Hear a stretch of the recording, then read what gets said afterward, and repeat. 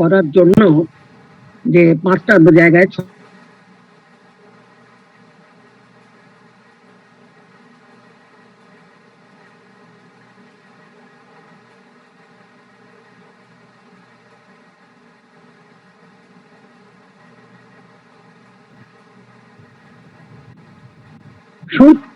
হচ্ছে সুদীপ লিখছে, হ্যাঁ শুনতে অসুবিধে হচ্ছে। কি অসুবিধে বলবেন? আওয়াজ কম শোনাচ্ছে না ইকো হচ্ছে নাকি? না, একটু কেটে কেটে যাচ্ছে ম্যাম, মাঝে মাঝে মাঝে মাঝে কেটে কেটে যাচ্ছে। ঠিক আছে, এবার বোঝা যাচ্ছে? হ্যাঁ ম্যাম, এখন বোঝা যাচ্ছে। তাও কথা কেটে যাচ্ছে? না এখন ঠিক আছে। হ্যাঁ এখন ঠিক আছে ম্যাম। আচ্ছা,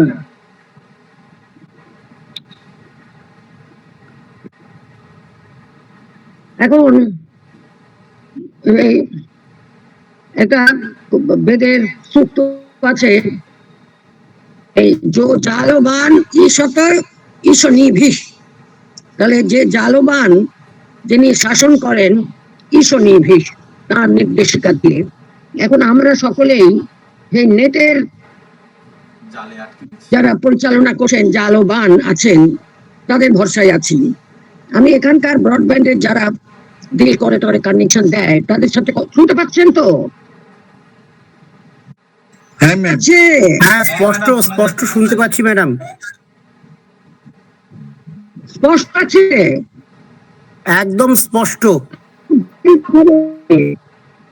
শুনুন, আমি ওই ব্রডব্যান্ড লোকেদের যখন কমপ্লেন করলাম তারা আমাকে সমস্বরে জানালো যে আমরা এখন 4G থেকে 5G তে ট্রান্সফার করছি, তো ওই জন্য ঠিক তাদের সময়টা কখন ওই 4টে থেকে 6:30 বুঝুন কাণ্ড। আমি বললাম এই সময়টা আমাদের ছোট্ট কাজকর্ম, বলে ওই সময়টা একটু ট্রাভেল হবে। সুতরাং আমার কোনো দোষ নেই, আমাকে ক্ষমা করবেন, আমি সব রকমের আমার ডিভাইস এবং অন্যান্য সবকিছু পরীক্ষা করেছি।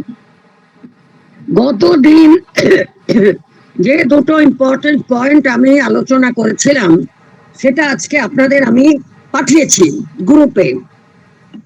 প্রথমটা হচ্ছে পারজিতারের কি মন্তব্য, মহাভারত ওয়ার কখন হয়েছিল, 950 BCE এবং 850 BCE এর মধ্যে নিউক্লিয়াসটা তৈরি হয়ে গিয়েছিল।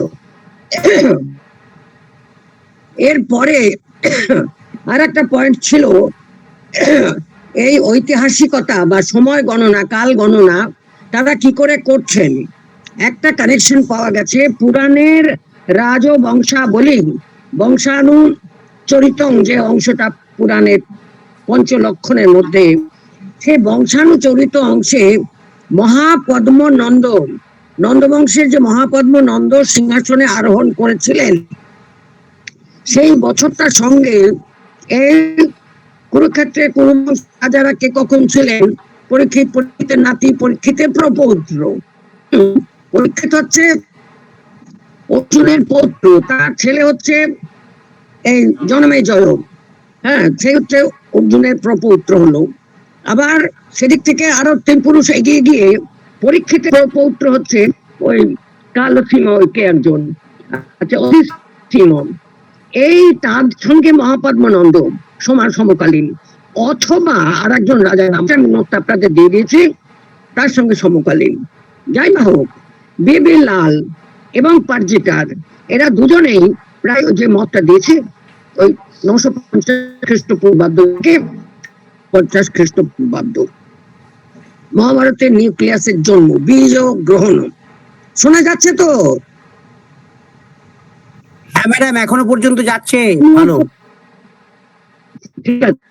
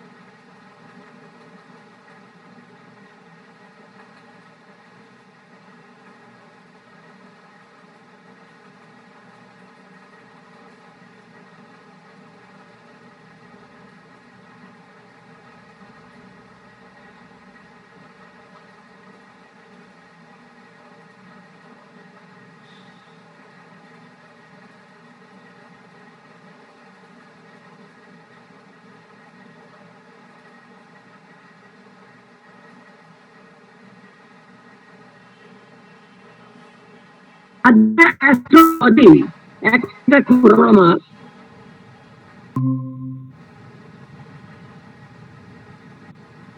কি ম্যাম বলছি ভালো শোনা যাচ্ছে না? ম্যাম আপনি একবার লেফট করে মাঝে কেটে যাচ্ছে, মাঝে মাঝে কেটে যাচ্ছে তুমি কি কথা। আমার দিল? ম্যাম আপনি একবার লেফট করে আবার জয়েন করুন একবার। হবে না, ডিভাইস লাইনের গন্ডগোল।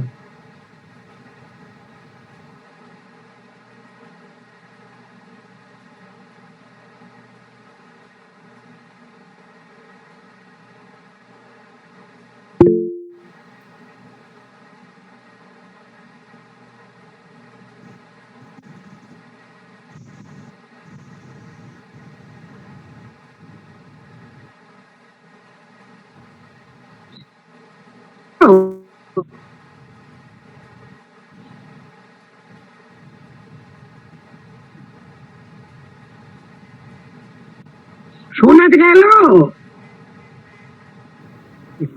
এলো শব্দ। হ্যাঁ ম্যাডাম শোনা যাচ্ছে, কিছু শোনা যাচ্ছে না, কিছু শোনা যাচ্ছে, কিছু শোনা যাচ্ছে না। হ্যাঁ মানে মাঝে মাঝে কেটে যাচ্ছে ম্যাডাম, এটাই হচ্ছে অসুবিধা। আমি কি করি বলুন তো? ওর মধ্যে যা তাহলে- শোনা তাহলে- যাবে শুনে যাবে, কিছু করার নেই। তাহলে ম্যাডাম আপনি কন্টিনিউ করুন, যেটুকুন শুনতে পাই সেটুকুই ভালো।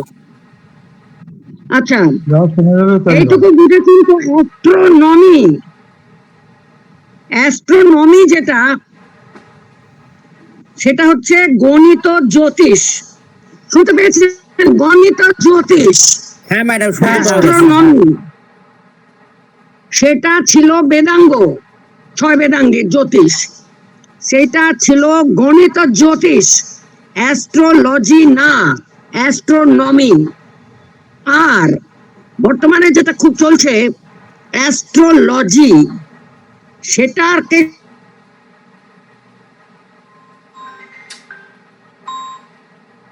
নাম হচ্ছে ফলিত জ্যোতিষ। শোনা গেছে? পরিষ্কার শোনা গেছে ম্যাডাম, পরিষ্কার হ্যাঁ? পরিষ্কার স্পষ্ট শোনা গেছে? আচ্ছা, থ্যাংক ইউ। এ কে জয়েন করছে, কে শুনতে পাচ্ছে না, মহা মুশকিল। এই জ্যোতিষ গণনাটা করে অনেকটা আর্যভট্ট, বরাহমিহির এদের সঙ্গে তুলনা করে, এবং মহাভারতের বিভিন্ন পর্বে কোথায় কোথায় কাল গণনা আছে, জ্যোতিষ গণনা আছে, সেইটা তুলনা করে একটা গণনা হয় যে মহাভারতের জন্মকাল কখন, মানে প্রথম নিউক্লিয়াস বীজ বপন কখন। এরপরে 3টি পর্বে অন্তত বড় আকারে গ্রোথ অফ মহাভারত হয়েছে। শোনা গেছে? হ্যাঁ গ্রোথ অফ, হ্যাঁ, 3টে প্রধান স্তরে রিডাকশন হয়েছে, REDACTION, রিডাকশন হয়েছে মানে সংবর্ধন হয়েছে, পরিবেশনা হয়েছে। আর সেটা 3টে প্রধান স্তর, এর মধ্যে মধ্যে ছোট ছোট আরো অনেক স্তর পার হয়েছে। এই 3টে প্রধান স্তর রেকর্ডেড হয়েছে স্বয়ং বৈয়াসিক মহাভারতের ভিতরে। এই জায়গাটা আমরা অনেকবার পড়েছি, হ্যাঁ, আগের দিনও, তার আগের দিনও অনেকবার বলা হয়েছে।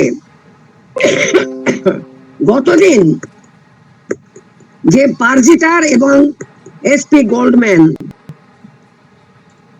তাদের কথা বলেছিলাম, রবার্ট P গোল্ডম্যান, হ্যাঁ, আর একটা বলেছিলাম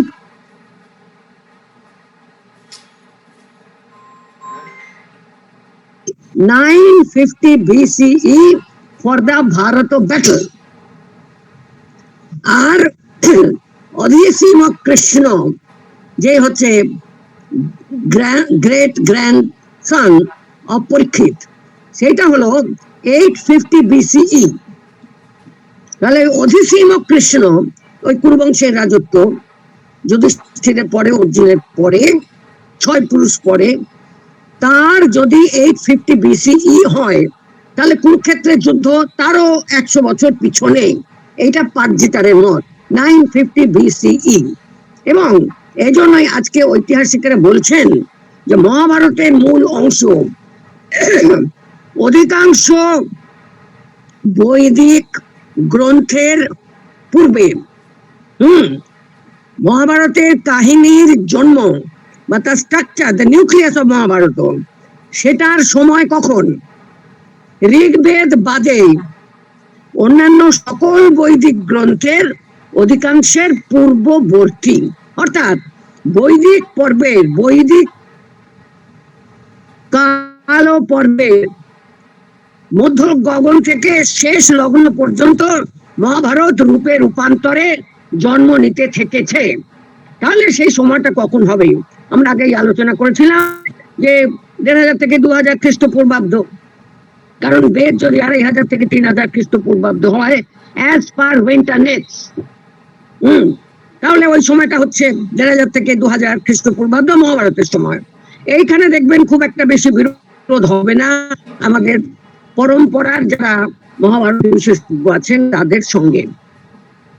তাহলে এরাও দেখুন পার্জিটার ঐতিহাসিক, তিনি মহাভারত যুদ্ধের সময়টা অ্যাপ্রক্সিমেটলি 950 BCE গণনা করেছেন।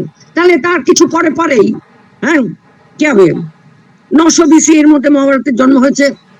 কারণ মহাভারতের মধ্যেই পাচ্ছি যে এই ধৃতরাষ্ট্র, তারপরে পাণ্ডু, তারপরে পাণ্ডু আগেই গত হয়েছিলেন, গান্ধারী, বিদুর, তারপরে কুন্তি, এরা সকলে বৃদ্ধ হলে এবং পরম গতি লাভ করলে, অর্থাৎ পার্থিব জীবন ত্যাগ করলে, মরদেহ পরিত্যাগ করলে, তারপরে কৃষ্ণদ্বৈপায়ন বসে 3 বছরে এই মহাভারত রচনা করলেন 24,000 শ্লোকে।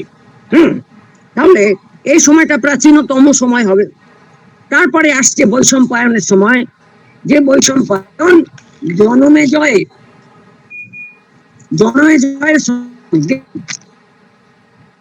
এসেছিল। জনমেজয় হচ্ছে অর্জুনের প্রপৌত্র, পরীক্ষিতের ছেলে, পরীক্ষিত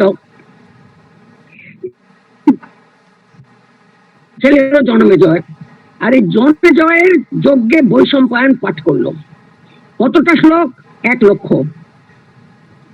আদৌ থেকে ছিল 24,000। এরপর একটা বলেছিলাম যে একটা বিবরণ আছে, 15,000 শ্লোক 15 লক্ষ দেবতাদের জন্য, অত লক্ষ মানুষদের জন্য, এত লক্ষ গন্ধর্বদের জন্য শ্লোক সংখ্যা। এটা গল্প বা গ্রন্থ ফলশ্রুতি, গ্রন্থের প্রশংসা, মহিমা কীর্তন বলে আমরা গ্রহণ করতে পারি। এখন নৈমিষারণ্যে ঋষিদের সম্মেলনে, এই মুনি ঋষিদের সম্মেলনে কে মহাভারত অব্রবীত? সেটা হলো সৌতি, সুত লোমহর্ষণের পুত্র সৌতি উগ্রশ্রবা।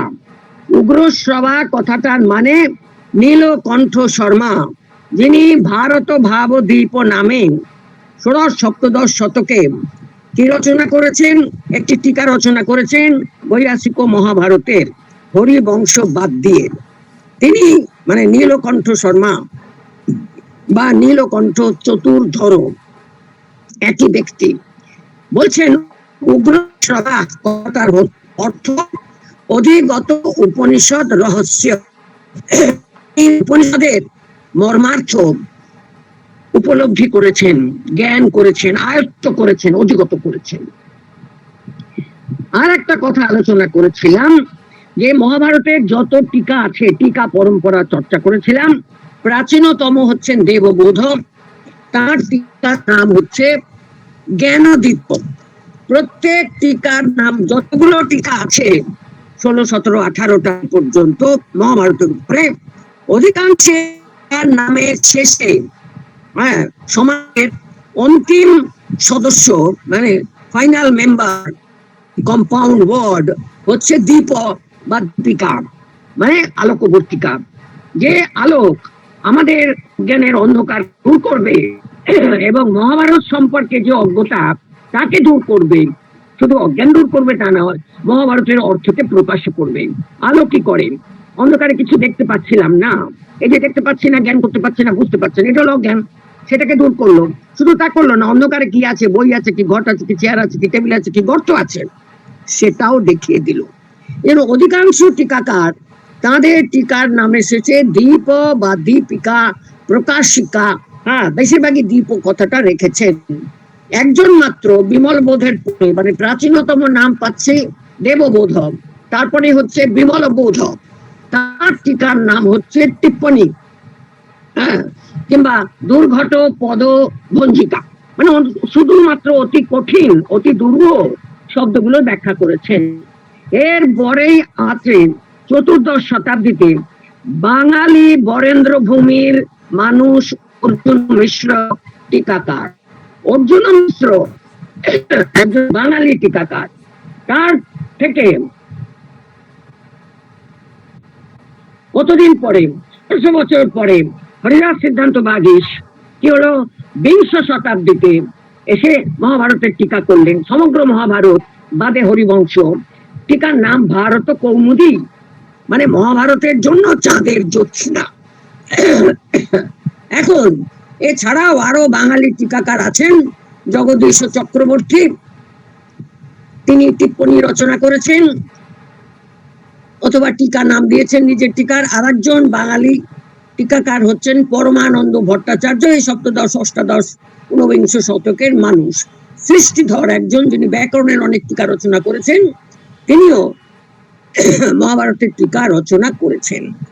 এরপরে আমি কয়েকজনের নাম বলেছিলাম, তারা সমগ্র মহাভারতে রচনা করেননি। কেউ একটা স্বর্গ, একটা পর্ব, কেউ 4টে পর্ব, কেউ শুধুমাত্র বিরাট পর্ব ইত্যাদি।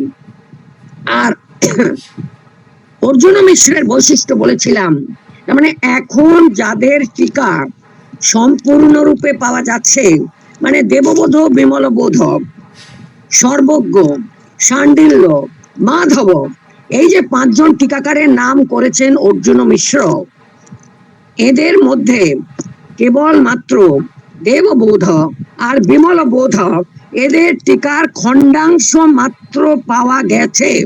পুঁথি আছে এশিয়াটিক সোসাইটিতে, অতি সামান্য অংশ। কিন্তু একমাত্র তাহলে অর্জুন মিশ্র যাদের টিকা পাওয়া গেছে, তাদের মধ্যে প্রাচীনতম হচ্ছেন অর্জুন মিশ্র। বাঙালি, বরেন্দ্রভূমি মানে রাজশাহী, পাবনা, উত্তরবঙ্গ এই জায়গাটার মানুষ। বাঙালি, বঙ্গীয়, নিজের বংশ পরিচয়, পিতার নাম ঈশানচন্দ্র ভট্টাচার্য মিশ্র, এবং পিতা আর পুত্র মানে ঈশানচন্দ্র এবং অর্জুন মিশ্র, এদের দুজনেরই উপাধি ছিল ভারতাচার্য, মানে মহাভারতের বিশেষ পণ্ডিত।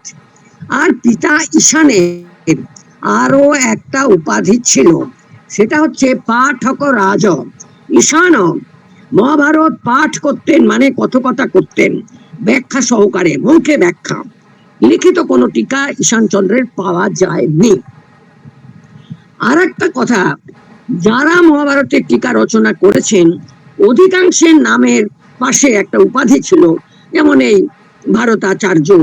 আর একজনের একটা টিকা পেয়েছি আমি শুধুমাত্র আমাদের কলকাতা বিশ্ববিদ্যালয়ে পুঁথিতে, সেটা হচ্ছে একজন জগদানন্দ সিদ্ধান্ত বাগীশ। যতদূর মনে হয় ইনি বাঙালি। এই পুঁথিটা লিখেছেন, লিপিকর হচ্ছে জয়দেব শর্মা। টিকার নাম ভারত জ্ঞান দ্বীপ। দেখতে পেলেন, আবার দ্বীপ কথাটা আছে। কখনো কখনো বলছেন ভারত জ্ঞান দীপিকা। দ্বীপ মানেও যা, দীপিকা মানেও তা, মানে প্রদীপ। যে প্রদীপ আলো দেয় অন্ধকার দূর করার জন্য আর বস্তুকে প্রকাশ করার জন্য। আর এই জগদানন্দ সিদ্ধান্ত বাগীশ যে টিকাকার, ভারত জ্ঞান দীপ টিকা রচনা করলেন। শুধুমাত্র বিরাট পর্বটাই পাওয়া যাচ্ছে, হয়তো আর কিছুর উপরে টিকা রচনা করেননি। তার উপাধি ছিল ভারত ভূষণ, ভারত ভূষণ। এছাড়া আর একটা কথা বলেছিলাম যে আলাদা করে বিরাট পর্বের উপরে অনেকে টিকা রচনা করেছেন। কেউ রচনা করেছেন সভা বন, সভা পর্ব, বন পর্ব। বন পর্বের অন্য নাম অরণ্য পর্ব কিংবা আরণ্যক পর্ব। এটা যেন মহাভারতের সঙ্গে বা রামায়ণের সঙ্গে কেউ গুলিয়ে না ফেলে। রামায়ণের অরণ্য পর্ব দেখে ভুল করে মহাভারতে অরণ্য পর্ব বলা হয়েছে তা নয়। অরণ্য পর্ব, আরণ্যক পর্ব, বন পর্ব, 3টে নামই চালু আছে। ক্রিটিক্যাল এডিশনে আরণ্যক পর্ব বলেই ছাপা আছে, বন পর্বও ছাপা আছে, কোনো অসুবিধা নেই। এই কথাগুলো জানতে হবে যে এক একটা পর্বের অন্য অন্য নামও থাকতে পারে। আর একটা বলেছিলাম, অর্জুন মিশ্রর যে টিকাকার, বাঙালি টিকাকার, বর্তমানে যে টিকাগুলো পাওয়া যাচ্ছে তার মধ্যে প্রাচীনতম টিকা অর্জুন মিশ্রের রচনা। তার প্রধান এবং প্রথম গুরুত্বপূর্ণ বৈশিষ্ট্য হলো যে তিনি 18 পর্ব মহাভারত এবং হরিবংশের সমগ্রটার টিকা রচনা করেছেন এবং হরিবংশ মহাভারতের থেকে পৃথক কিছু নয়, অনুক্রমণিকা হলেও সেটা পৃথক স্বতন্ত্র কোনো শাস্ত্র গ্রন্থ নয়। মহাভারতের অনুক্রমণিকা কোনো একটি পর্বের নয়, শেষে সংযোজন নয়, প্রত্যেকটি পর্বের সঙ্গেই এই অনুক্রমণিকা ভাগের যোগ আছে। প্রত্যেক পর্বে এমন অনেক জায়গা আছে যেখানে তখনকার সাম্প্রতিক ঘটনাটার বিবরণ পাওয়া যাচ্ছে বা সংলাপ পাওয়া যাচ্ছে, কিন্তু তার পৃষ্ঠভূমিতে, আমরা ইংরেজিতে যাকে বলি অ্যালুশন, পৃষ্ঠভূমির যে আখ্যান, যে কাহিনী, সেটা পাওয়া যাচ্ছে না। সেইগুলো সব ওই হরিবংশে সংযোজিত হয়েছে। অর্থাৎ এটা একটা ফুটনোট গোছের, অ্যাপেন্ডিক্স গোছের, appendix for all the parvans of the Mahabharata in 18 parvans. এই হরিবংশের আর একটা নাম আছে আশ্চর্য পর্ব, বিশেষ করে ছোটদের জন্য বলছি, এবং পুঁথির কাজ যারা করেন তারা হয়তো অনেক সময় দেখলেন হরিবংশে আশ্চর্য পর্ব নিয়ে গতয়ম এততম অধ্যায়, তিনি হয়তো ভাবলেন আশ্চর্য পর্বটা বোধহয় 19 নম্বর পর্ব। না, আশ্চর্য পর্ব হচ্ছে হরিবংশ। কাজে ক্যাটলগ করার সময় আমাদের লিখতে হয় টাইটেল হরিবংশ, আদার টাইটেল আশ্চর্য পর্ব। এই পর্যন্ত আমি আলোচনা করেছিলাম। এবার আমি ফিরে আসছি আবার এই মহাভারত সম্পর্কে, মহাভারতের যে শাস্ত্র স্ট্যাটাস। এখানে আর.পি. Robert P. গোল্ডম্যানের কথা বলেছিলাম, আপনারা দেখুন, আপনারা ওটা পেয়ে গেছেন। দি Mahabharata cloaks itself in mythology, but I don't think the text itself should be called a myth. উনি বলছেন মাইথোলজির, পুরা কথার, পুরা কাহিনীর চাদরে মোড়া হচ্ছে মহাভারতের গল্প, সমস্ত আখ্যান ভাগ, কিন্তু সমগ্র মহাভারত মোটো মিথ, একটা কাল্পনিক উপাখ্যান নয়। ইট ইজ অ্যান ইতিহাস, বাট, এটা হচ্ছে ইতিহাস, বাট ইন টার্মস, সেই অর্থে that the tradition understood history, ভারতবর্ষের পরম্পরা, প্রাচীন পরম্পরা, ইতিহাসও বলতে যে ধরনের হিস্ট্রিকে বুঝতো, সেই টার্মে, সেই পরিসরে, সেই পরিভাষার পরিসরে এই ইতিহাস শব্দটাকে বুঝতে হবে। ইট ইজ এ কাব্য, no doubt, obviously. It is a shastra, এবং একই সঙ্গে এটা শাস্ত্র। It is a teaching method for how to live in the world, how to respect the elders, how to respect the Brahmins, and so on and so forth. তাহলে worldly life এর যে order, রাজধর্ম আছে, philosophy রয়েছে, মোক্ষ ধর্ম, শুধু মোক্ষ ধর্ম নয়, অন্যত্র ফিলসফি আলোচিত হয়েছে, এবং জগতের অনিত্যতা, পার্থিব সবকিছুর অনিত্যতা, এমনকি যুদ্ধের জয় পরাজয়, সেটাও অনিত্য। নিত্য হচ্ছে একমাত্র জ্ঞান, আত্মজ্ঞান। সেটা বারে বারে ভগবদ গীতা, অনুগীতা এবং অন্যান্য সমস্ত গীতাতে বলা হয়েছে। অহিংসাকে পরম ধর্ম বলা হয়েছে। হোয়াট ইজ ধর্ম, সেটা ইন ডিটেল বারবার মহাভারতের বিভিন্ন পর্বে আলোচিত হয়েছে। গোল্ডম্যান আর অত জাননি, আপনারা আমার বিভিন্ন আলোচনা শুনেছেন, সেখানে দেখেছেন হোয়াট ইজ ধর্ম অ্যাকর্ডিং টু মহাভারত। তাহলে উনি বলছেন যে এই করে পার্থিব জীবনে ভালোভাবে থাকতে হয়, জীবন চর্যা কিরকম হবে, জীবন দর্শন কি হবে, আধ্যাত্মিক দর্শন কি হবে, ব্রাহ্মণদের সেবা কি করে করা হবে, হ্যাঁ, গুরুজনদের সেবা কি করে হবে, আর এই সমস্ত কিছু সেখানে আছে।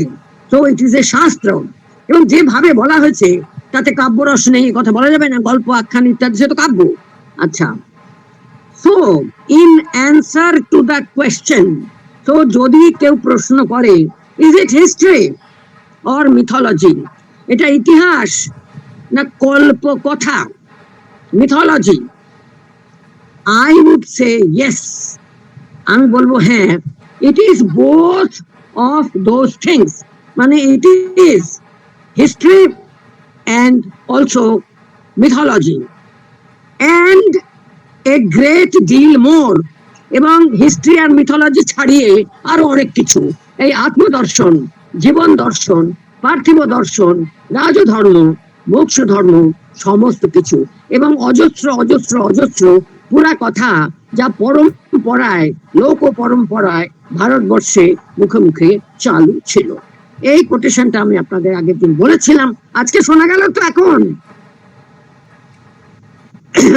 এখন শোনা গেছে?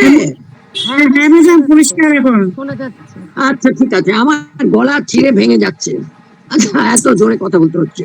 ঠিক আছে, এই পর্যন্ত গত দিনের আলোচনার উপসংহার টানতে পারি।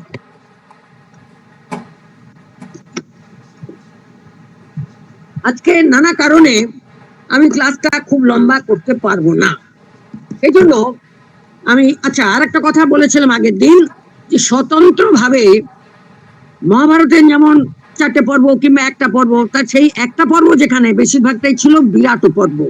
কেন বিরাট পর্বের টিকা রচনা হয়েছে বলেছিলাম, বিরাট পর্ব পাঠ করা হয় বিভিন্ন বাসরে, সুতরাং এটার অর্থ বোঝা খুব দরকার, অর্থ না বুঝে পড়লে তার ফল পাওয়া যাবে না। আর একটা কথা খুব গুরুত্বপূর্ণ, যে মহাভারতের মধ্যে ভীষ্ম পর্বে একটি উপপর্ব আছে ভগবত গীতা পর্ব, তার মধ্যে 42টা অধ্যায় আছে, তার মধ্যে 18টা অধ্যায় ভগবত গীতা। ভগবত গীতা থেকে নিয়ে একটা পর্ব নয়, ভগবত গীতা ছাড়া আরো 14টা অধ্যায় ভগবত গীতা পর্বে আছে। আর আমি গতদিন মহাভারতের উপপর্বগুলো কোন অধ্যায়ে কতগুলো পর্ব কিভাবে আছে বলেছিলাম। হরিবংশে ক্রিটিক্যাল এডিশন অনুসারে 3টে উপপর্ব, ক্রিটিক্যাল এডিশন অনুসারে 18 পর্ব পর্যন্ত মহাভারত 95টা উপপর্ব রেকর্ড হয়েছে, অন্যত্র ইনক্লুডিং হরিবংশের 2টো উপপর্ব। আর একটা কথা বলেছিলাম, শান্তি পর্বে কটা উপপর্ব হরিদাসের সিদ্ধান্ত বাগীশ পরিষ্কার করে বলেননি, কারণ ওইখানে কিছু বিতর্ক আছে। পুঁথিতে ওই রাজধর্ম বলে যে অংশটা, তারপরে মুখ্য ধর্ম, কিন্তু রাজধর্ম বলে হরিদাস করেছে যে করেনি, ওরা থেকে বোধ হয় 42টা অধ্যায় আছে। এই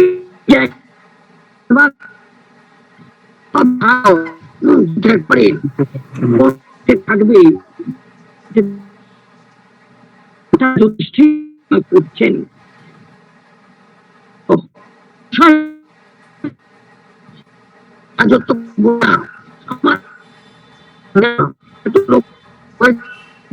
তীর্ণ হয়ে গিয়ে তো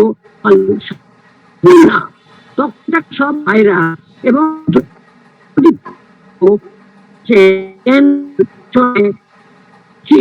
কেন তার যোগ্য করা উচিত, কেন তার ব্রাহ্মণকে সেবা করা উচিত, কেন তার করা উচিত, আলোচনা যেখানে হচ্ছে। শোনা যাচ্ছে না? বুঝতে পারছি না কিছু করতে পারছি না, বুঝতে পারছেন? এগুলো অনেকবার প্রথম 42টা অধ্যায়ে আলোচনা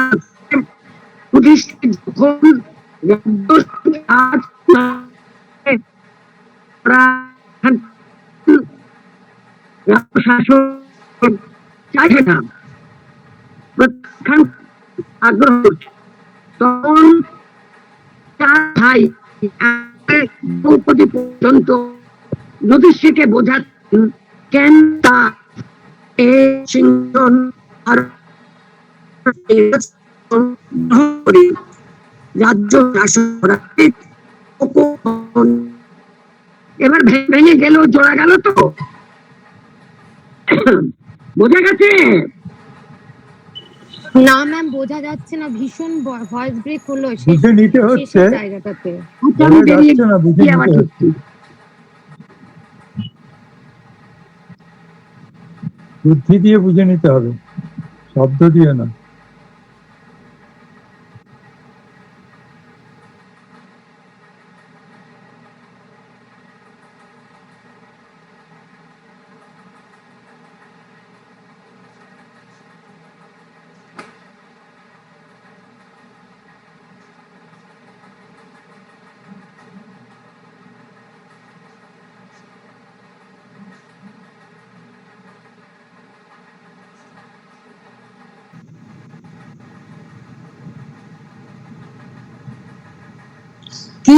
একজন ইওর মাইক ইজ না, লাউড স্পিকারে দেওয়া আছে, স্পিকারে দেওয়া আছে, এই তো স্পিকার অন আছে। এখন এখন শোনা যাচ্ছে। এবার কি হ্যাঁ হ্যাঁ ম্যাম, এখন একদম এখন শোনা পরিষ্কার যাচ্ছে। ম্যাম, এখন একদম পরিষ্কার। দেখছেন তো আমি কি করবো বলুন, এই নেটওয়ালা ব্রডওয়ালাদের ঝামেলা। যাকে জায়গাতেই আজকে নেটওয়ার্কের কোথায় ছিলাম বলুন দেখি। হ্যাঁ, যুধিষ্ঠির সিংহাসনে আরোহণ করতে চাইছেন না যুদ্ধের পরে, তখনও ভীষ্মের রাজধর্মের উপদেশ আরম্ভ হয়নি, এরপরে হবে। যুদ্ধ শেষে যুধিষ্ঠির মানে পর্যন্ত করতে রাজ্য শাসন আর দ্রৌপদী পর্যন্ত তর্ক করছেন তার সঙ্গে, বোঝাচ্ছেন তাকে যে কেন তার রাজ্য শাসন করা উচিত, লোক পালন করা উচিত, যাগ যজ্ঞ করা উচিত এবং লোক ধর্ম পালন করে রাজ্য ধর্ম পালন করা উচিত। এই জায়গাটা বিষয় দিক থেকে রাজ ধর্মের মধ্যে তো পড়লো। এখন হরিদাস সিংহবাগী বলছেন স্ত্রী শেষ হলো আর শান্ত হলো, এর মাঝখানে পুঁথির মধ্যে কয়েকটা অধ্যায় আছে, এগুলো কার সঙ্গে যাবে তাই নিয়ে সংশয় আছে, কিন্তু কোনোভাবেই স্ত্রীর সঙ্গে না। একজন টিকাকারের মত অর্জুন মিশ্র এই শান্তি পর্বের এই বিতর্কিত অংশের প্রথম শ্লোকটা থেকে বলছেন এইখান থেকে রাজধর্ম আরম্ভ হলো। আর রাজধর্মের পরে যে আপদ ধর্ম আছে, এই আপদ ধর্মের যে শেষ শ্লোক সেইটাকে নিয়ে বললেন এই হলো রাজধর্মের শেষ শ্লোক। সুতরাং আমার অর্জুন মিশ্রের মধ্যে টেক্সচুয়াল এভিডেন্স পেলাম যে বৈয়াসিক মহাভারতের আদিতম রাজধর্ম টেক্সটার এক্সটেন্ট আছে। The textual extent of Dharma in Vaiyasika Mahabharata. সাহিত্য হাওড়া সাহিত্য সমাজ পত্রিকাতে বেরিয়েছে, দেখো আপনারা দেখে নিতে পারেন। আচ্ছা, এই গেল রাজধর্ম। গতদিন আরো বলেছিলাম, মন দিয়ে শুনবেন, গলা ভেঙে যাচ্ছে বলে আন্দাজে জুড়ে নেবেন। হাওড়া সংস্কৃত সাহিত্য সমাজে কিছুদিন আগে একটা পুঁথির সন্ধান পাওয়া গেছে ডিজিটাইজেশনের ক্রমের মধ্যে, যেখানে একদম শান্তি পর্বের গোড়া থেকে 172 অধ্যায় পর্যন্ত রাজধর্ম অরূপের জন্য খুব গুরুত্বপূর্ণ, কারণ অরূপ ঘোষ এই রাজধর্ম অংশের উপরে অর্জুন মিশ্রের টিকা নিয়ে পিএইচডির গবেষণা করছেন।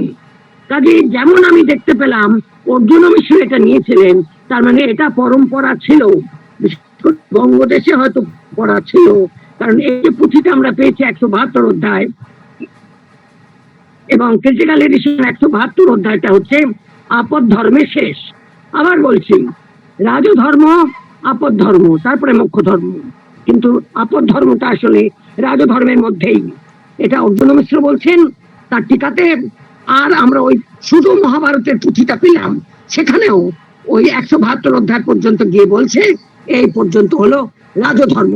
আর গোড়ার দিকে 42টা অধ্যায় হরিদাস সিদ্ধান্ত বাগীশ বলেছেন স্ত্রী পর্বের মধ্যে নয়, কিন্তু রাজধর্মের মধ্যে এটাও পরিষ্কার করে বলেননি। তিনি বলেছেন এরা শান্তি পর্বের মধ্যে, এইটুকু বলেছেন, আর কিছু বলেননি।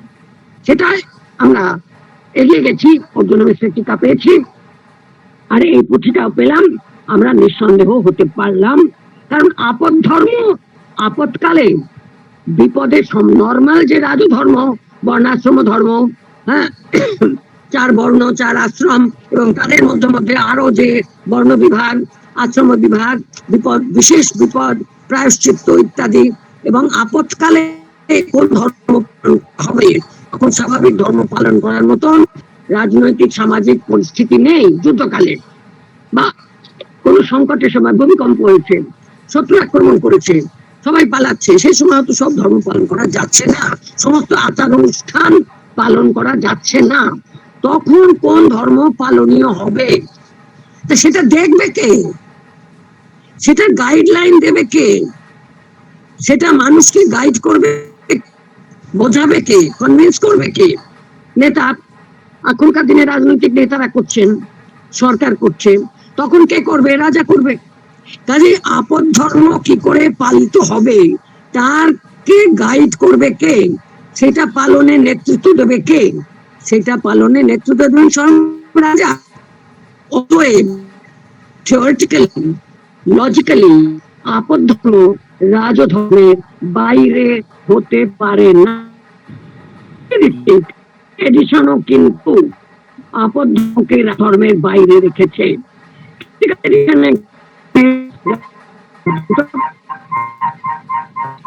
তারপরে আপদ ধর্ম, তার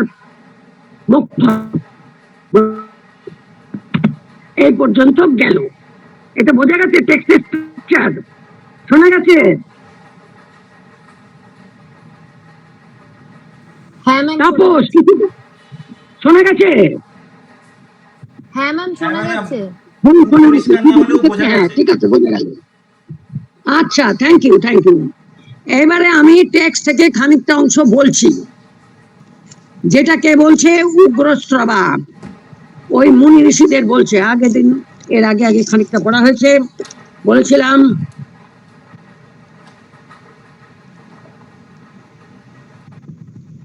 সাতষট্টি থেকে 68।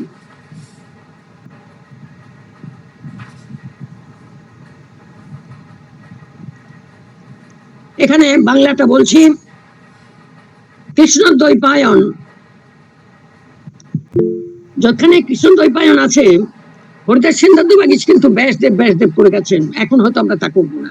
যাই হোক, বেদ ব্যাস মানে কৃষ্ণ দ্বৈপায়ন 60 লক্ষ শ্লোকে, 1 লক্ষ না, 60 লক্ষ শ্লোকে আর একখানি মহাভারত রচনা করিয়াছিলেন। তাহার 30 লক্ষ শ্লোক দেবলোকে, 15 লক্ষ লোক পিতৃলোকে, 14 লক্ষ গন্ধর্ব লোকে, আর 1 লক্ষ মর্ত্যলোকে আছে। নারদ দেবগণকে, অসিত দেবলোক পিতৃগণকে এবং শুকদেব গন্ধর্ব, সুখদেবকে ব্যাসের পুত্র, সুখদেব গন্ধর্ব কুলে যক্ষ ও রাক্ষস দিগকে শোনাইয়াছিলেন। তাহলে সুখদেব গন্ধর্ব যক্ষ রক্ষ এদেরকে শোনালো। কৃষ্ণ দ্বৈপায়নের শিষ্য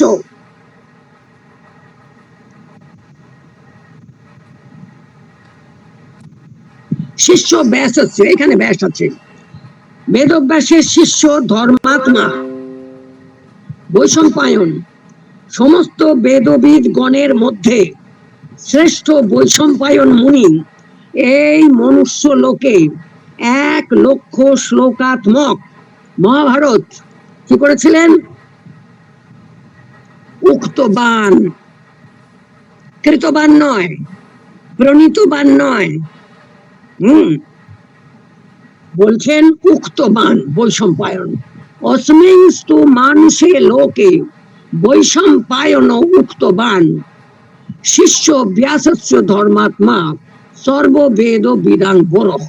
আর তার আগে কি আছে দেখুন, নারদ অশ্রাবয়ত শুনিয়েছিলেন, মানুষেষু প্রতিষ্ঠিতম। ঠিক আছে,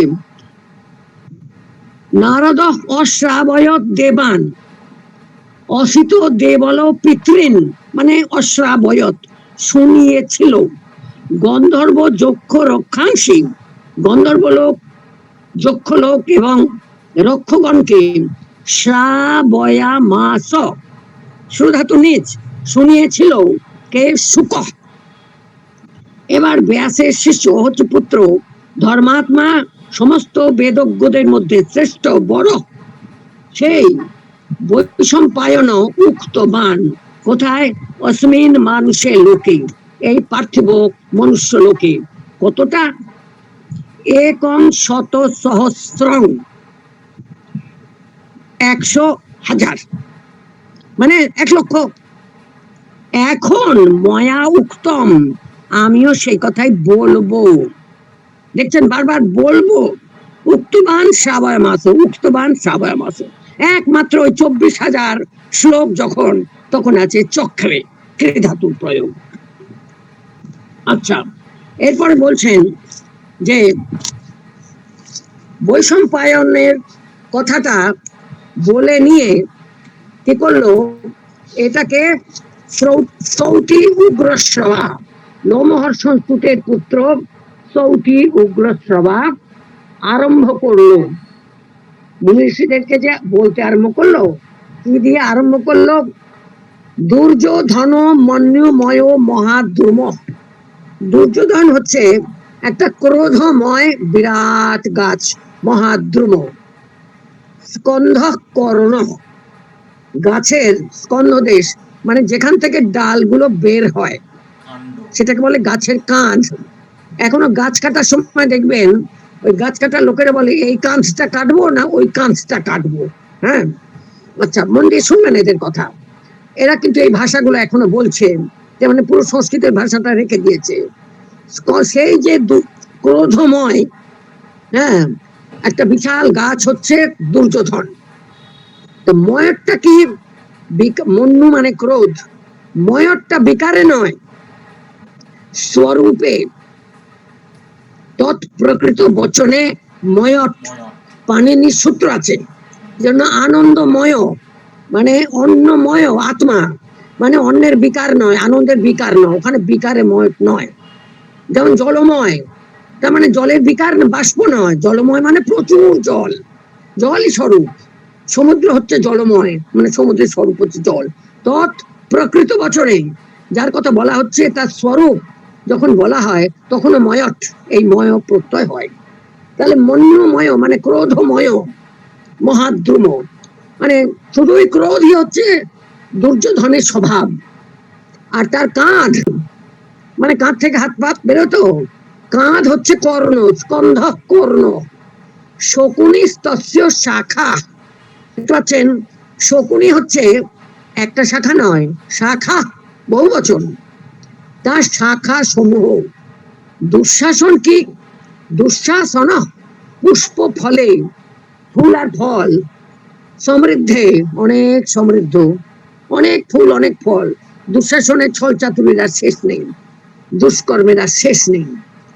মূলং রাজার, তো মূল কোথায়, রাজা ধৃতরাষ্ট্র অমনীষী, দেখতে পাচ্ছেন, মূল হচ্ছে রাজা ধৃতরাষ্ট্র, যিনি মনীষী ছিলেন না, মনস্বী ছিলেন না, যুক্তি বুদ্ধি জীবন দর্শন সেটাকে প্রয়োগ করতেন না, সেটাকে উপলব্ধি করে করে কাজ করতেন না। এবার বলছেন উল্টো দিকে কারা আছে, যুধিষ্ঠির ধর্মময় মহাদ্রুম, যুধিষ্ঠির হচ্ছেন ধর্মস্বরূপ, বিশাল গাছ। স্কন্ধ অর্জুন, যেখান থেকে শাখা প্রশাখা বেরোবে সেই কাঁধ, ধর্মময় বৃক্ষের কাঁধ হচ্ছে অর্জুন। ভীমসেন অস্য শাখা, ভীমসেন হচ্ছে তার শাখা সমূহ। মাদ্রীসুত, মাদ্রির দুই ছেলে কে, নকুলা সহদেব, তারা হচ্ছে পুষ্প ফলে, ওখানে দুঃশাসন ছিল পুষ্প ফলে, এখানে দুটো ছেলে এসে গেল, তারা হচ্ছে সমৃদ্ধে পুষ্প ফলে, অতি সমৃদ্ধ পুষ্প এবং ফল। মূলং কৃষ্ণ, এই আমি আপনাদের বলেছিলাম যে সমগ্র বৈয়াসিক মহাভারত হচ্ছে এক যাদব শ্রীকৃষ্ণ আর দ্বৈপায়ন কৃষ্ণ। এদের দুজনের কার্যকলাপ, ক্রিয়াকলাপ, উপদেশ, দর্শন, হ্যাঁ, এইটাই হচ্ছে মহাভারত। এই দেখুন বলছেন মূলং কৃষ্ণ। আর আমরা অন্য জায়গায় ধর্মের ক্ষেত্রে বারবার পেয়েছিলাম কি, যত ধর্ম তত জয়, যত্র কৃষ্ণ তত্র ধর্ম, যত কৃষ্ণ তত্র জয়, যত্র কৃষ্ণ তত্র ধর্ম। মানে কৃষ্ণ এবং ধর্মকে একাকার করা হয়েছে, যেটা মহাভাগবত পুরাণে আছে, কৃষ্ণস্তু বিগ্রহবান ধর্ম, কৃষ্ণ হচ্ছেন সশরীর ধর্ম, ভাগবতের কথা। এখানেও বারবার বলা হচ্ছে, 16-18 বার বলা হচ্ছে যে যেখানে কৃষ্ণ, আমি এটা স্ট্যাটিস্টিক দিয়েছিলাম, আগামী তো হয়তো বলবো অন্য একটা বক্তৃতায়, আপনারা সেখানে অধিকাংশই শ্রোতা ছিলেন তাই বললাম। মূলং কৃষ্ণ ব্রহ্মচ ব্রাহ্মণাশ্চ। এখানে দেখুন, এই যে উগ্রশ্রবা হচ্ছে, যে উপনিষদ বিদ্যার রহস্য অধিগত করেছে, আয়ত্ত করেছে, আত্মস্থ করেছে, এখানে বলছেন মূল হচ্ছে কৃষ্ণ আর ব্রহ্ম। ব্রহ্ম মানে কি? সচ্চিদানন্দ ব্রহ্ম, সত্যম জ্ঞানম অনন্তম ব্রহ্ম, ব্রহ্মস্বরূপ। তাহলে বেদের চরম অন্ত মানে শ্রেষ্ঠ সারাৎসার হচ্ছে উপনিষদ। সেই উপনিষদে কোন তত্ত্ব? আত্মতত্ত্ব, ব্রহ্মতত্ত্ব, সচ্চিদানন্দ স্বরূপ, সত্যম জ্ঞানম অনন্তম স্বরূপ, সেটা ব্যাখ্যা করা হচ্ছে। এখানে মহাভারতে বলা হলো, এই যে যুধিষ্ঠির পঞ্চপাণ্ডবের বিবরণ দিলাম, তার মূলে আছে কৃষ্ণ এবং ব্রহ্ম এবং ব্রাহ্মণা, জাতি ব্রাহ্মণ নয়, যারা ব্রহ্মবিদ। ঠিক আছে? ব্রহ্ম এবং ব্রহ্মবিদ যারা, তারাই হচ্ছেন এই পাণ্ডব পক্ষের মূল। কৃষ্ণ ব্রহ্ম মানে আত্মদর্শন, আত্মজ্ঞান। এই জন্য তাহলে মহাভারতের রস প্রসঙ্গে বলবো শান্ত রস। শান্ত রসের স্থায়ী ভাব হচ্ছে সম, মানে জ্ঞান, মানে আত্মজ্ঞান। এটা যে মিথ্যা নয়, দেখুন টেক্সট বলছে যে এই মহাভারতে যুধিষ্ঠির প্রমুখ যে পঞ্চপাণ্ডব, তাদের মূল হচ্ছে কৃষ্ণ এবং ব্রহ্ম এবং ব্রহ্মজ্ঞেরা। বারবার যে বলা হয় গো ব্রাহ্মণেভ্য হিতম, মানে গো মানে জ্ঞান, মানে পৃথিবী এবং জ্ঞান, গো মানে আরো অনেক কিছু। আর গোবিদ যারা, ব্রহ্মবিদ যারা, গো মানে বাক, বাক হচ্ছে ব্রহ্ম, সেই ব্রহ্মকে যারা জানেন তারা হচ্ছেন ব্রাহ্মণ। বেদের ব্যাখ্যা গ্রন্থ, বেদ মন্ত্রের ব্যাখ্যা গ্রন্থ হচ্ছে ব্রাহ্মণ। মন্ত্র ব্রাহ্মণয়োর বেদ নামধেয়ম, মন্ত্র আর ব্রাহ্মণ এই দুয়ে মিলে হচ্ছে বেদ। ব্রাহ্মণ মানেটা কি? ব্রাহ্মণেরা যে কাজ করেন, অনেকেই বলে দেখি ব্রাহ্মণেরা কাজ করে, ব্রাহ্মণেরা ওই বইগুলো পড়তো যাতে ব্রাহ্মণেরা গলায় পড়তে দিয়ে ওইগুলো ব্যাখ্যা করতো না, এসব কিছু নয়। মন্ত্র হচ্ছে ব্রাহ্মণ। ব্রাহ্মণ শব্দ ক্লিবলিঙ্গে দুটো অর্থ দেয়, একটা হচ্ছে এই পরব্রহ্ম, আত্মা, আত্মস্বরূপ, আর একটা ক্লিবলিঙ্গে ব্রহ্ম মানে মন্ত্র। বিশ্বামিত্রস্য ব্রহ্মেদং ইদং রচতি ভারতম। বিশ্বামিত্রের দৃষ্ট এই মন্ত্র, কোন মন্ত্র? গায়ত্রী মন্ত্র। ওম তৎসবিতুর্বরেণ্যং ভর্গো দেবস্য ধীমহি ধিয়ো ইয়ো নঃ প্রচোদয়াৎ। এই যে বিশ্বামিত্রের এই ব্রহ্মণ বলছে, বিশ্বামিত্রস্য ব্রহ্ম ইদং রক্ষতি ভারতং জনম, ভারতবর্ষের মানুষকে রক্ষা করছে বিশ্বামিত্র ঋষির দৃষ্ট এই মন্ত্র। তাহলে ব্রহ্মণ শব্দ যদি ক্লিবলিঙ্গ হয় দুটো অর্থ, আর যদি পুংলিঙ্গ হয় আত্মন শব্দের মতো রূপ ব্রহ্মা, তখন পাই প্রত্যেক বচনে, মানে সৃষ্টিকর্তা প্রজাপতি ব্রহ্মা। আচ্ছা, পাণ্ডু, পাণ্ডু কি করলো? জিত্বা বহুন দেশান যুধা বিক্রমণেন চ, যুদ্ধ এবং বিক্রম দেখিয়ে পাণ্ডু অনেক দেশ জয় করলেন। তারপরে কি করলেন? বনে চলে গেলেন। অরণ্যে মৃগয়া আসিল নিয়বসত স্বজনস তথা, নিজের আত্মীয় পরিজন নিয়ে অরণ্যে বসবাস করতে লাগলেন। তারপরে আর যা যা অনেক কিছু হলো, গল্প বলতে আরম্ভ করলেন। এইখানে মহাভারতের গল্প, এই যে উগ্রশ্রবা ঋষিদেরকে কি করে গল্প আরম্ভ করলেন সেইটা এখানে বলা হচ্ছে। বলতে গেলে সিনপসিস, ওরা কি করে বড় হলো, ওরা কোথায় গেল, কি লেখাপড়া করলো, ইত্যাদি ইত্যাদি ইত্যাদি। এখন আমি প্রথম পর্বের প্রথম অধ্যায়ের শেষ দিকের, মানে যাকে বলে ফলশ্রুতি, শাস্ত্রের প্রশংসা এইটা করি। বলছেন প্রথম অধ্যায়ের 226 শ্লোক, বিশ্ববাণী প্রকাশন, ভারতস্য বপুর হি এতৎ সত্যম চ অমৃতম এব চ। দেখছেন বেদার্থ, অমৃত বিদ্যা কোনটা? ব্রহ্মবিদ্যা, উপনিষদ বিদ্যা। নবনীতং যথা দধ্নো দ্বিপদাং ব্রাহ্মণৌ যথা। এই ভারত মানে মহাভারতের এটাই হচ্ছে শরীর।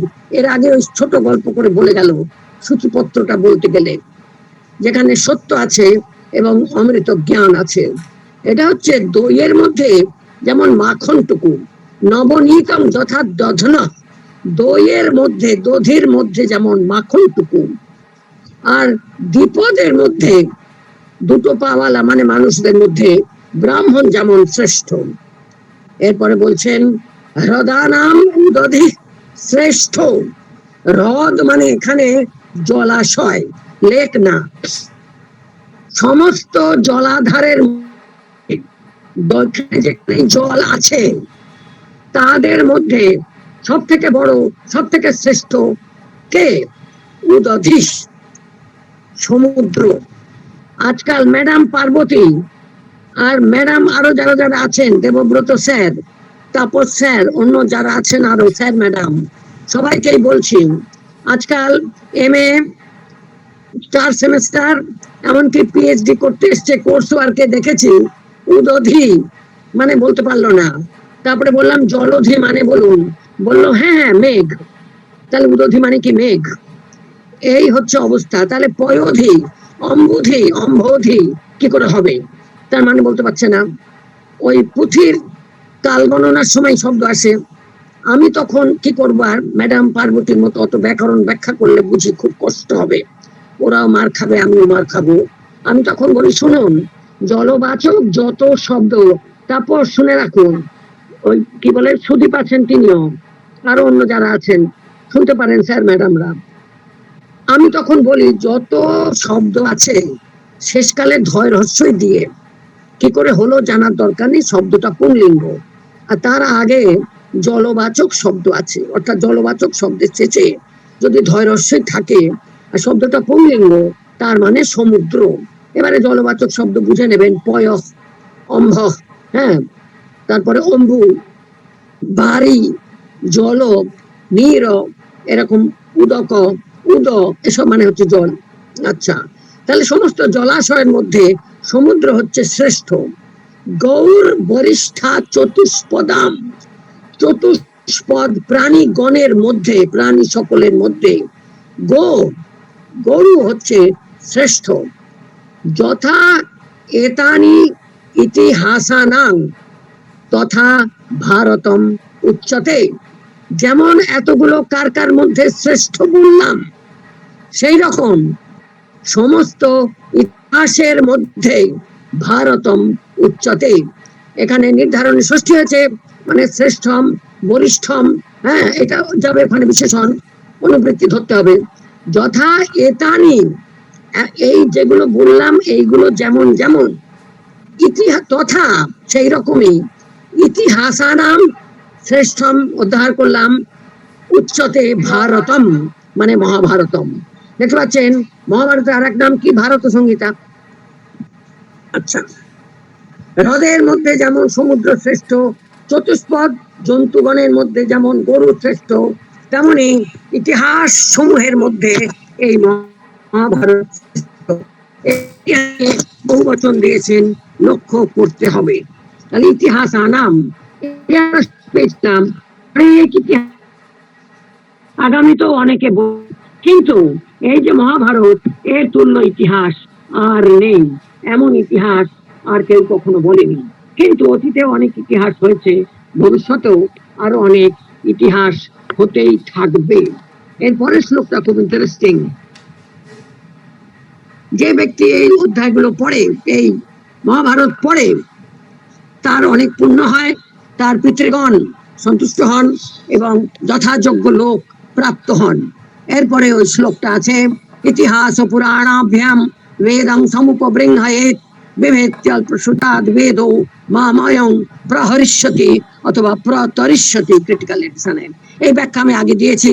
প্রহরিষ্যতি মানে মারবে, মারবে মানে লাঠি নিয়ে মারবে না, অপব্যাখ্যা করে, ভুল ব্যাখ্যা করে লোককে ভুল বোঝাবে। প্রতরিষ্যতি মানে প্রতারণা করবে।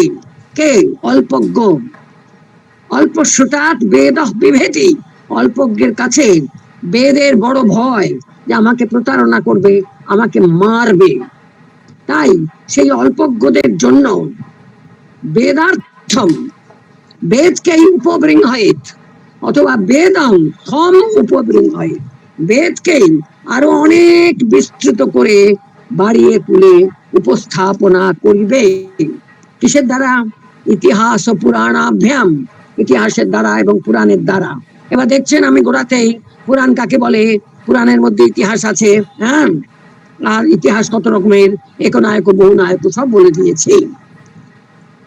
এবার দেখুন, আমি যখন প্রশ্ন করতাম মহাভারতের কি কি নাম আছে বলুন, অনেকেই রাগ করতো আমার উপরে, এখনো করে, তো ওই জন্য এখন আর ওসব প্রশ্ন দেয় না।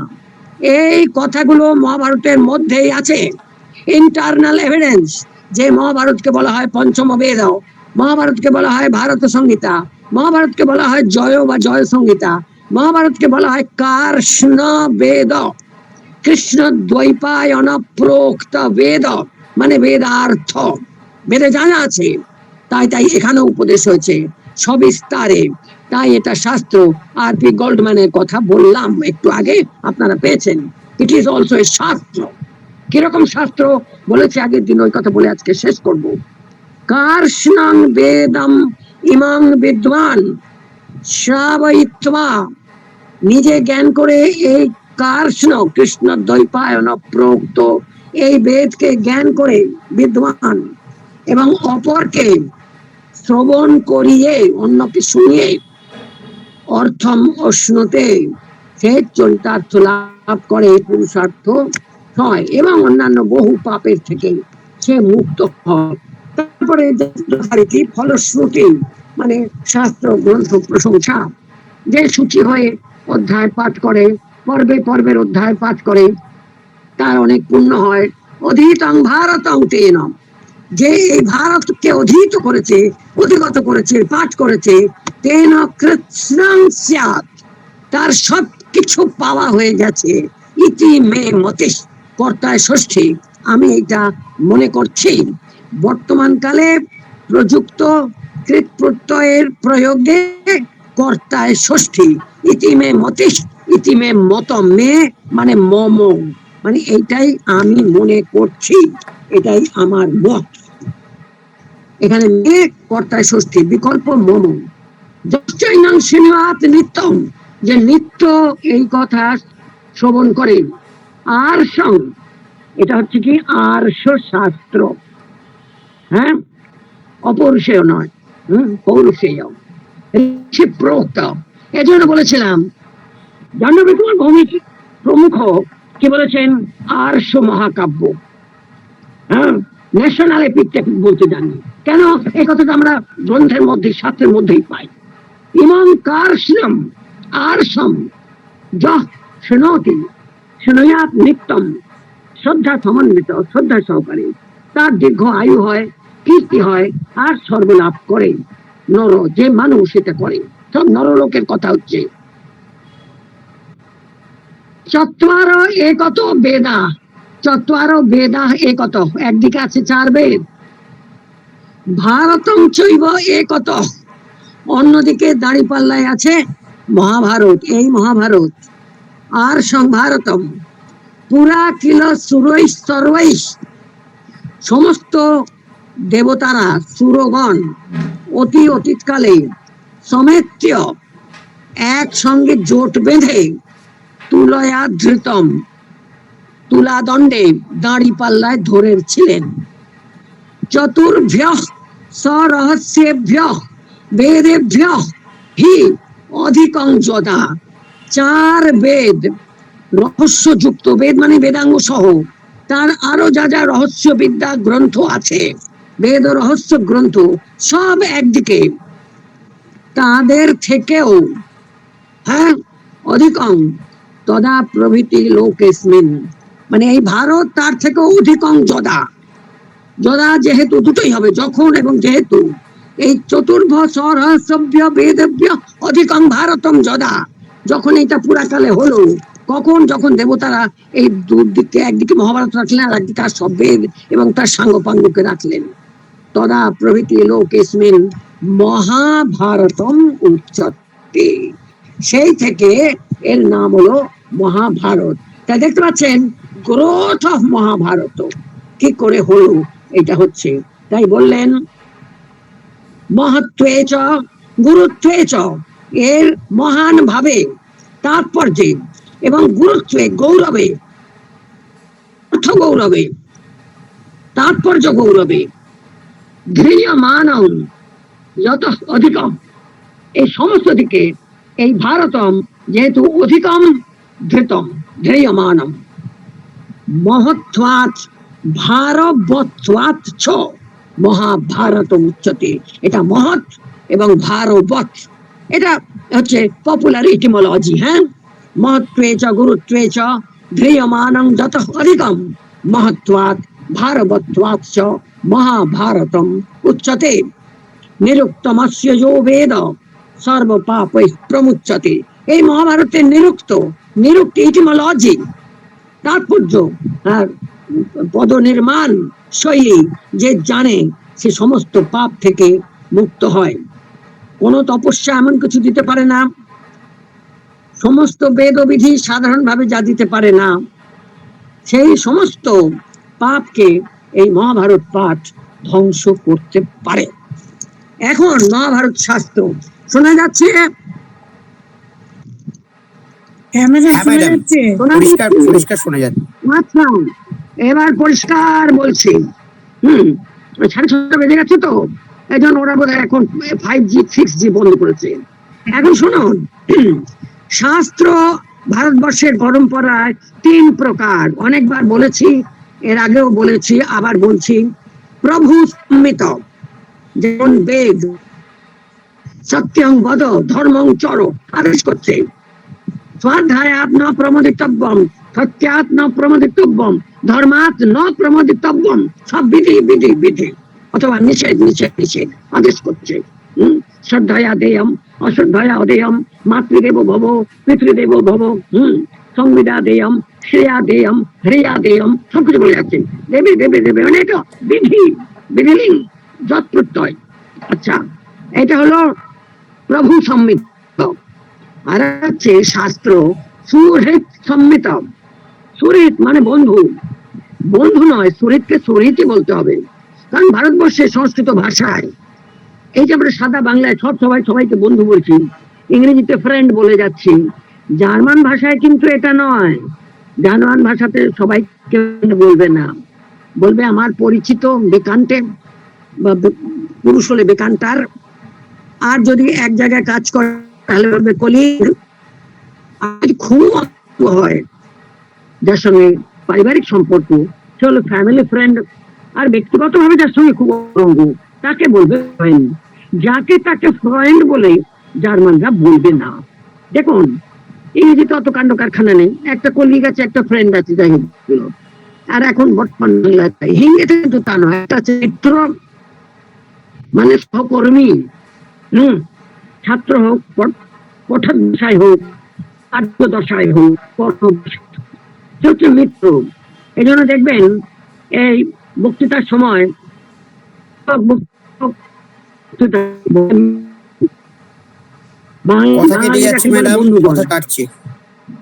আচ্ছা, হিন্দিতে বলে মিত্র, শোনা গেছে? হিন্দিতে মিত্র মানে একক্রিয়, মানে পড়ুয়া হোক বা তাকে বলছে। বক্তৃতা তারা দেখবেন হিন্দিতে বলেন মিত্র, ভাইও আর বেনো।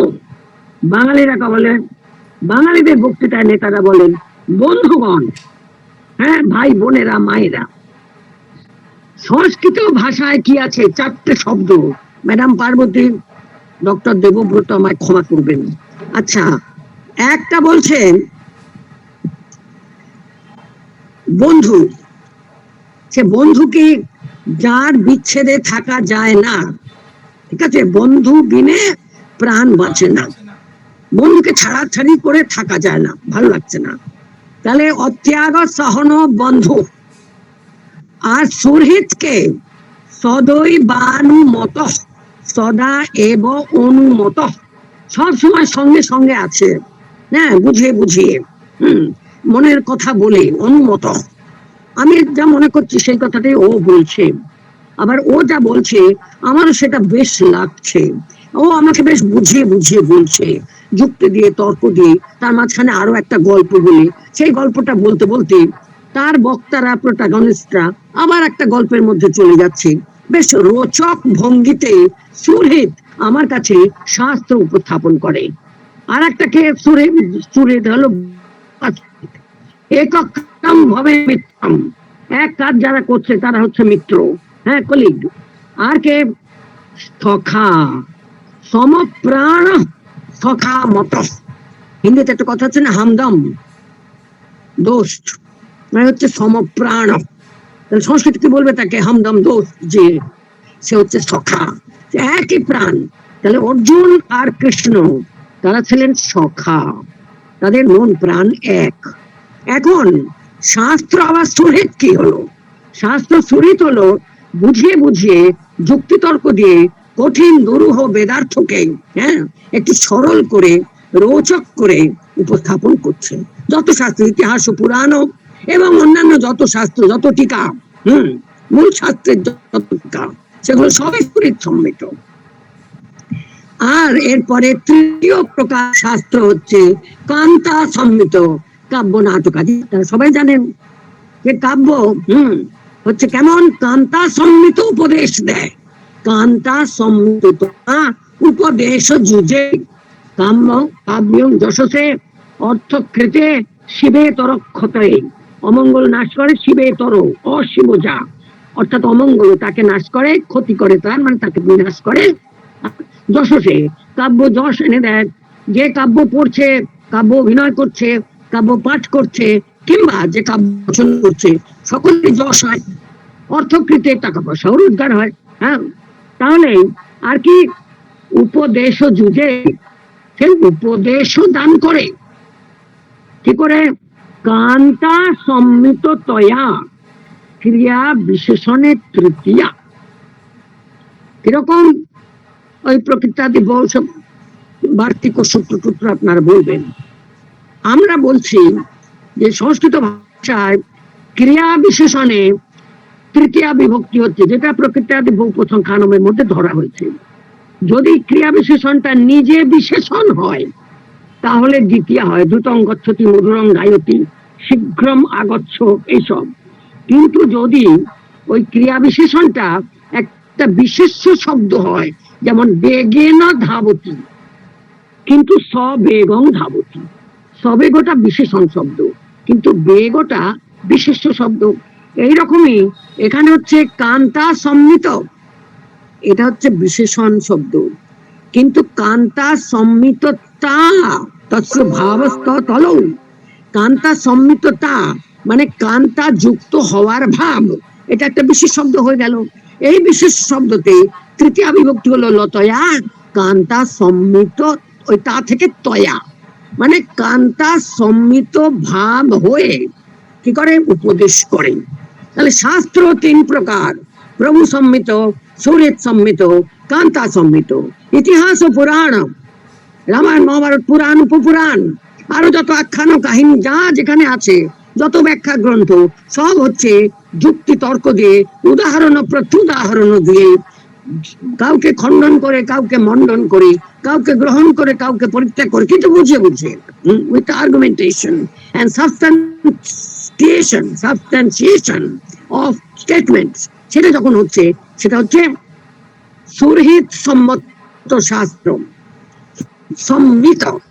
আর বাকি বৈদিক সেটা সম্মিত, এর বাইরে থাকলো কে?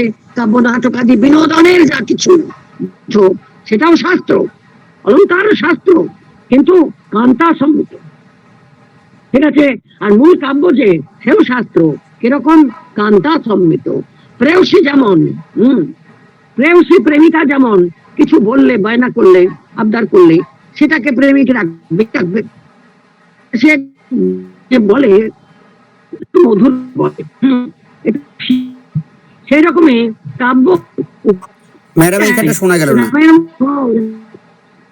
কান্তা সম্মিত উপদেশ মানে প্রেমিকার কথা, প্রেয়সীর কথা প্রেমিক যেমন শোনে, কারণ প্রেমিকা কি করে একটু বুঝিয়ে একটু মধুর করে একটু রসিয়ে বলে না, আবদার করে না, সে কঠোর হয়ে বলে না, ঝগড়া করে বললে পরে কথা শোনা হবে না। এই জন্য এই কাব্য হচ্ছে তাই, কাব্য বিনোদন আছে তা নয়, কিন্তু বিনোদনের মোড়কে উপদেশ আছে। কেমন মধুর ভাষিনী প্রিয়া প্রেমিকা বধূ যেমন দিয়ে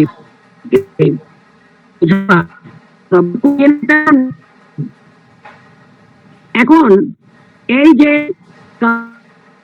উপদেশ করছে রাম ও বুদ্ধ পার্শ্বনাথ এদের মতো হবে রামাদিবৎ প্রবর্তিতব্য, রাম প্রভৃতির মতো হবে। তা প্রভৃতি মহাপ্রভু ভগবান ভগবান পার্শ্বনাথ ইত্যাদি ইত্যাদি বলার দরকার নেই। রামাদিবৎ প্রবর্তিতব্য নত রাবণাদিবৎ, আর রাবণ প্রভৃতির মতো হইবে না।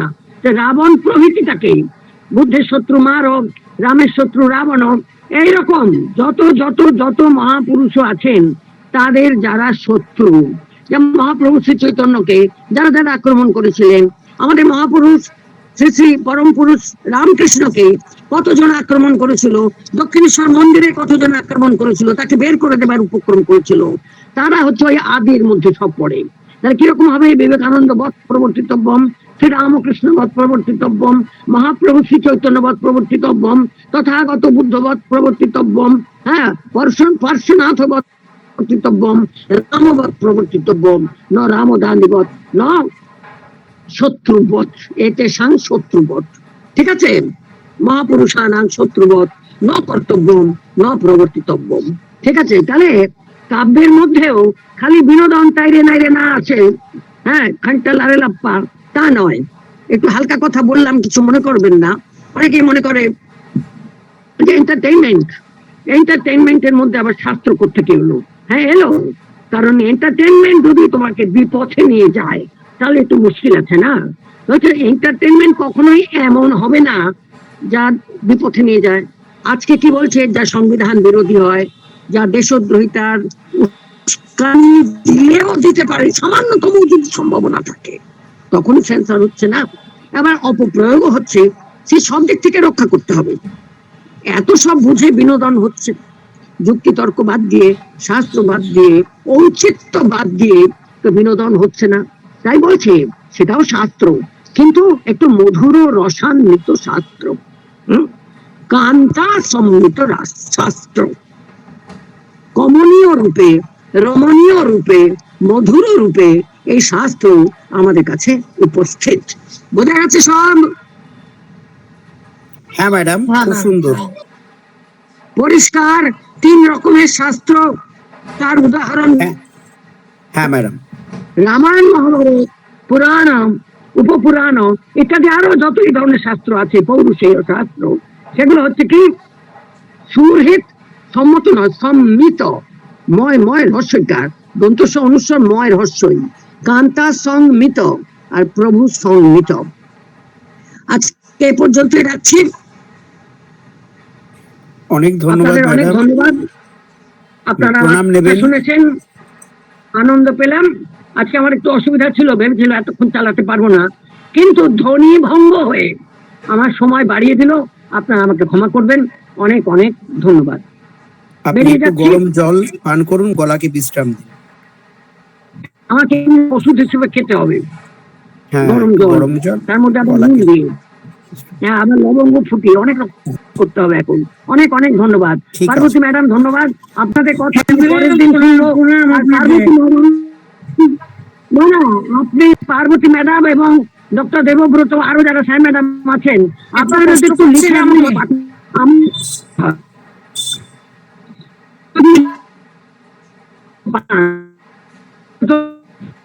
ধন্যবাদ যে আপনাকে জানিয়ে শেষ হচ্ছে। ম্যাডাম ধন্যবাদ আপনাকে জানিয়ে শেষ করা হচ্ছে।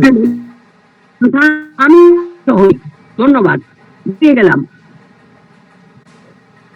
প্রণাম।